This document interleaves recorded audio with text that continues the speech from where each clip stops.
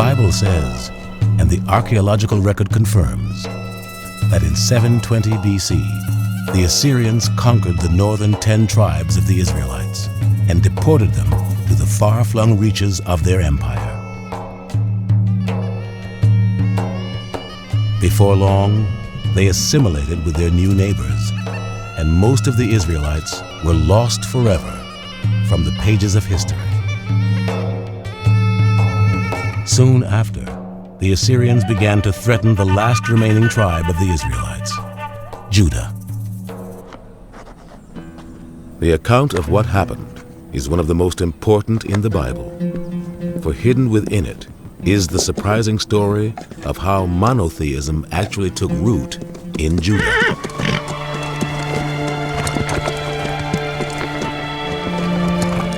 In 640 BC, the land of Judah was ruled by King Josiah.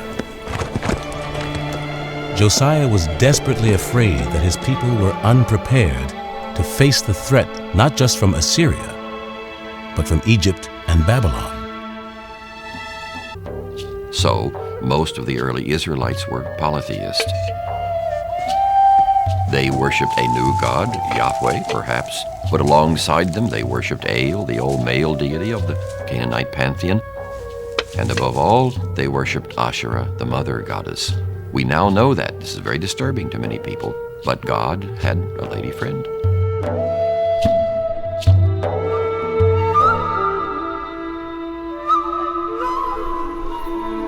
But King Josiah and his allies among the temple priests in Jerusalem decided to rally the nation around the belief in one all-powerful God.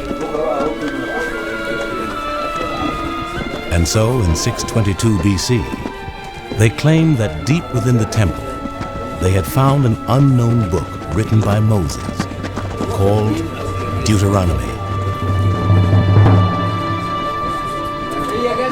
While they were cleaning out the temple, suddenly someone comes running out to the high priest. Look, we found a book in the temple. The book of Deuteronomy banned the worship of Asherah and other pagan gods. Even more important, it said that Yahweh himself could only be worshipped at the temple in Jerusalem. And so, according to the Bible, Josiah sent his troops to the mountaintops, where Israelites had been making sacrifices for centuries. Josiah destroyed all the shrines on the high places which the kings of Israel had built to provoke Yahweh's anger. All the priests of the high places who were there, he slaughtered on the altars. And on those altars burned the human bones.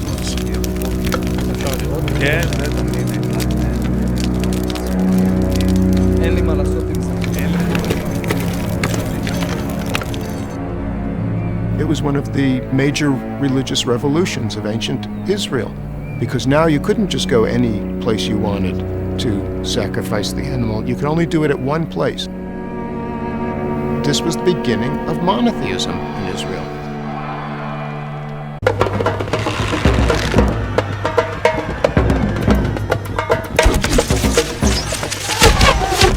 In 589 BC, the people of Judah, last of the Israelites, rebelled against the Babylonian king Nebuchadnezzar. He responded by ordering his troops to lay waste to Jerusalem and destroy the Judeans' most precious possession, the Temple of Solomon. Then Nebuchadnezzar ordered that the king of Judah should watch his sons be put to death as a sign to all that his royal line had come to an end.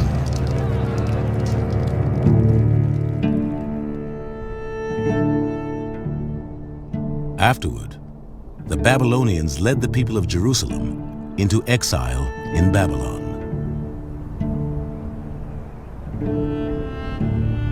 As they traveled the 600 miles from their tiny homeland to Babylon, the Judeans' future looked grim.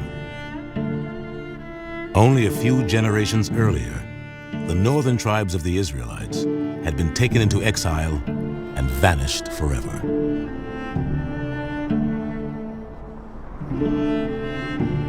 Now the Judeans too seemed destined to disappear, with all memory they had existed as a people lost forever.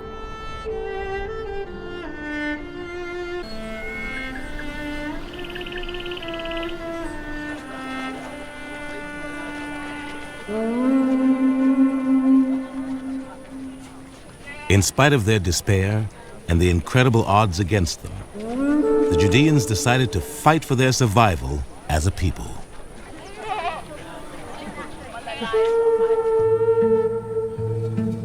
They chose to fight not with spears and swords, but by writing a book. In every spare moment they could find, the greatest of the Judean scribes began to rewrite and edit together stories about their past, which had been handed down to them by their ancestors.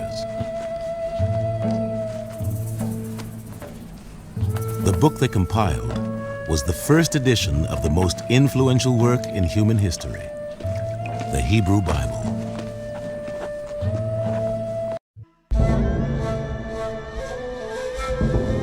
In 538 BC, the Persians conquered Babylon. Then the Persian king freed all of the Babylonians' captives. One people he encouraged to return home were the Judeans.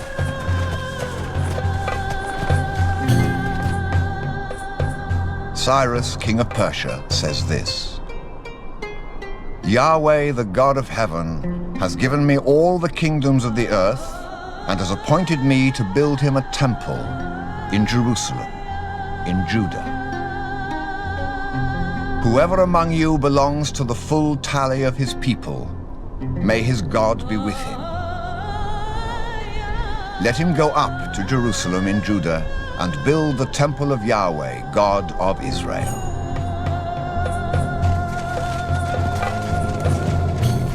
But returning to a land their grandparents had left decades before was a daunting challenge.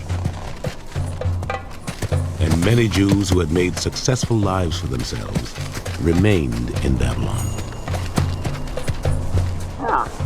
It was the adventurous and the deeply religious who were drawn to Jerusalem to rebuild the temple.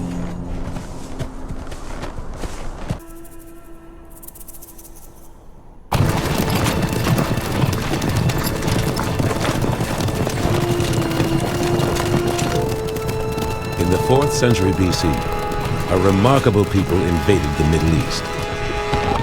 They were the Greeks. Led by one of the greatest generals in history, Alexander the Great, the Greeks would conquer the world from Greece to India. But there was far more to the Greeks than military prowess. The Greeks had created the most sophisticated civilization the world had ever seen. Their magnificent art was inspired by a reverence for the human body, which also found its expression in the athletic feats on display in their Olympic Games. But the Greeks also revered the mind. And their greatest thinkers were responsible for the flowering of philosophy, science, and mathematics. As a result, Hellenic architecture, politics, and economics were centuries ahead of the other peoples of the world.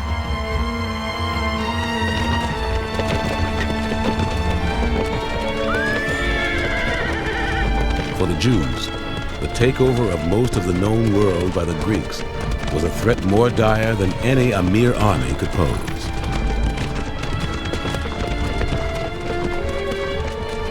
When the Greek world expanded ever eastward, ultimately the Jews of the land of Israel found themselves almost literally smack in the middle of the Hellenistic Empire.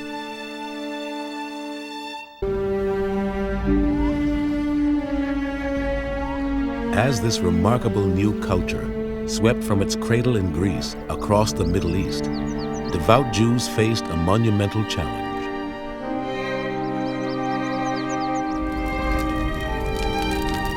How could Judaism, with its focus simply on being good, compete with the vibrant and exciting way of life the Greeks had to offer?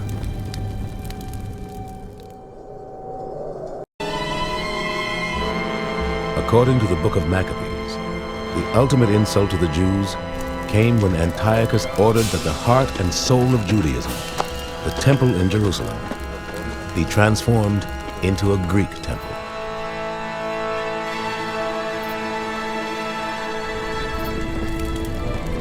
The king sent a man to compel the Jews to profane the temple in Jerusalem and dedicate it to the Olympian Zeus. The temple was filled with reveling and debauchery by the pagans, who took their pleasure with prostitutes and had intercourse with women in the sacred precincts.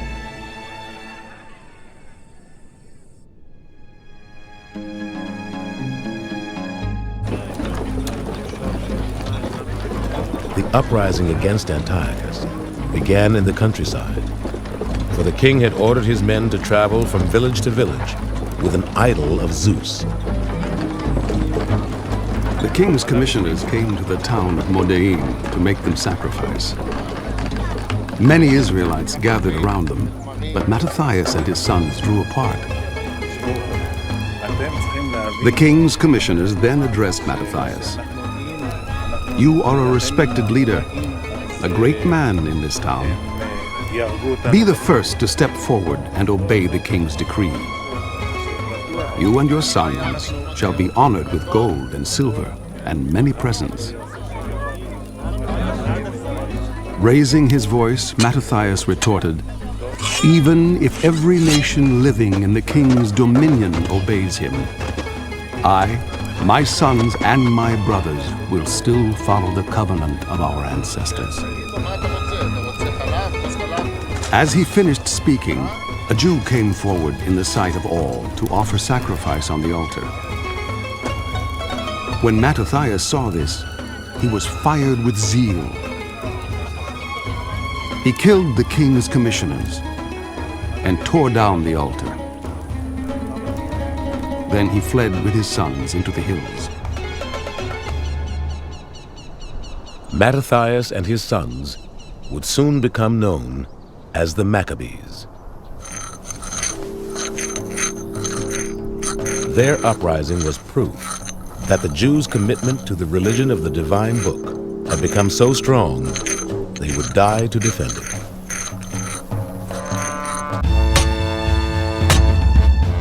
After the death of Mattathias, his son Judah took over the leadership of the rebels. Judah was both a brilliant military strategist and a charismatic leader who used the stories of the Bible to inspire his followers. First light found Judah preparing for battle in the plain. Though his men lacked the armor and swords they could have wished, Judah said to his men, "Do not be afraid of their numbers, and do not flinch at their attack. Remember how our ancestors were delivered at the Red Sea when Pharaoh was pursuing them in force.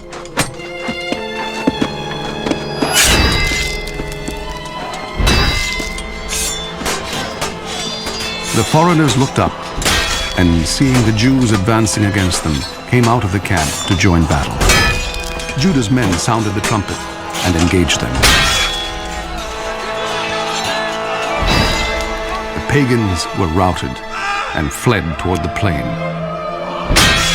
and all the stragglers fell by the sword.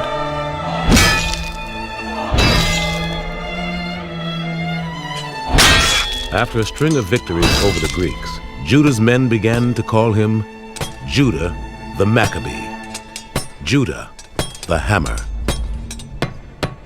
Judea was independent for the first time since the dynasty of King David. The reign of the Maccabees brought a sense of renewal to Judea. Those Jews who looked to their divine book to understand the world drew particular encouragement. For them, the Maccabees' victory against overwhelming odds was proof of the Bible's promise that God would come to the aid of those who were willing to fight for their faith.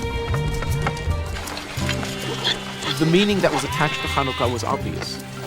That if one is fighting a righteous war, the few can defeat the many, the righteous can defeat the wicked. This becomes a mainstay not only in Jewish tradition, I would say, but in Judeo-Christian tradition. The idea that one ought to be willing to die for one's belief, martyrdom, and clearly the steadfastness, I think the word is almost zealotry. In fact, the book of Maccabees almost plays on this idea that one should be zealous for the law, and God comes to the aid of those who are zealous for the law. This conviction that the fate of the Jews depended on defending God's laws at all costs would only grow in the years ahead. And it would set the stage for a true cataclysm when another great empire arrived in the Middle East, the Romans.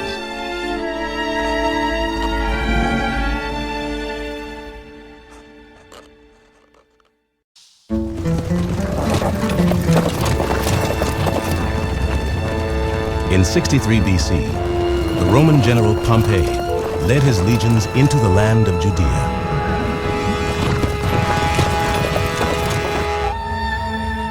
For 100 years, Judea had been an independent nation, and many Jews believed that as the chosen people of the one true God, they would remain free forever.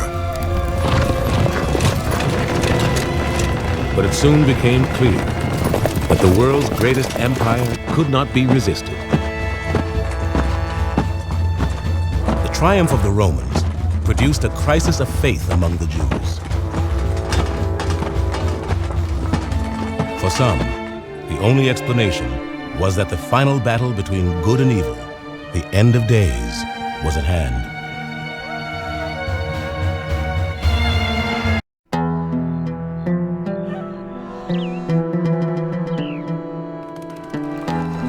When Roman troops rushed into Jerusalem, the capital of Judea, they were unaware that they were about to meet the most extraordinary people they had ever tried to conquer. The defenders of the city retreated not to a fortress, but to the temple of their unique God to make their last stand. According to the historian Josephus, when the Romans attacked the temple, their commander, Pompey, was amazed by the behavior of the Jewish priests. Pompey could not but admire that they did not at all intermit their religious services, even when the temple was being attacked on all sides. Nor, indeed, even when the temple was actually being taken, did they leave off the divine worship that was appointed by their law.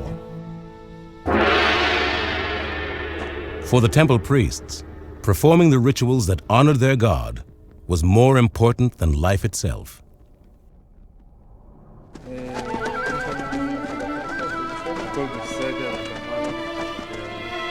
For centuries, reports that the Jews believed there was only one God in the universe had fascinated the other peoples of the ancient world. And the Jews' temple in Jerusalem was famous far and wide for the amazing rituals the priests performed to worship their God. The Roman general Pompey was among those who was intrigued by the Jews' unusual religion. He was particularly curious to see what their mysterious God looked like. According to Josephus, as soon as the Roman general gained control of the city, he went inside the temple in search of its most sacred sanctum, the Holy of Holies, where the God of the Jews was reputed to live. There was nothing that affected the nation in all the calamities that they were under, as that their holy place, which had hitherto been seen by none, should be laid open to strangers. For Pompey went whither it was not lawful any to enter but the high priest himself.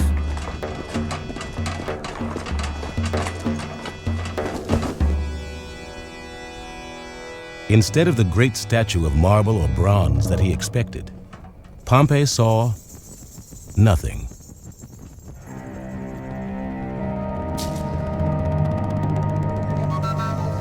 According to the Jews, their God was so great that he could not be captured by an idol or any other man-made image. He was without form, timeless, and present everywhere.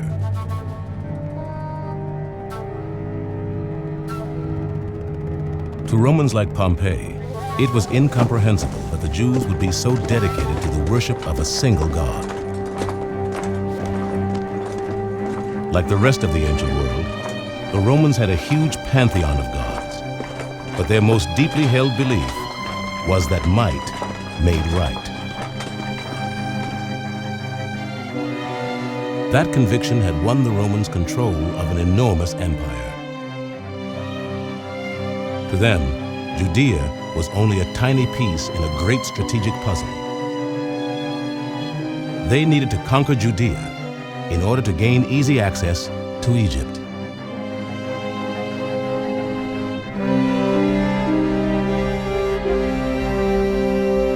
But to the Jews, Judea was the promised land, given to them by God to be theirs alone.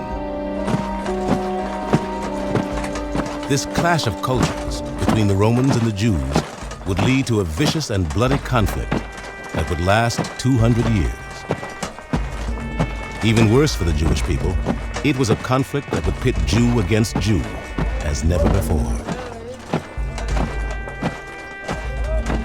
The Romans come into power, and it stimulates an immediate debate among the Jews about whether to revolt against them or not to revolt.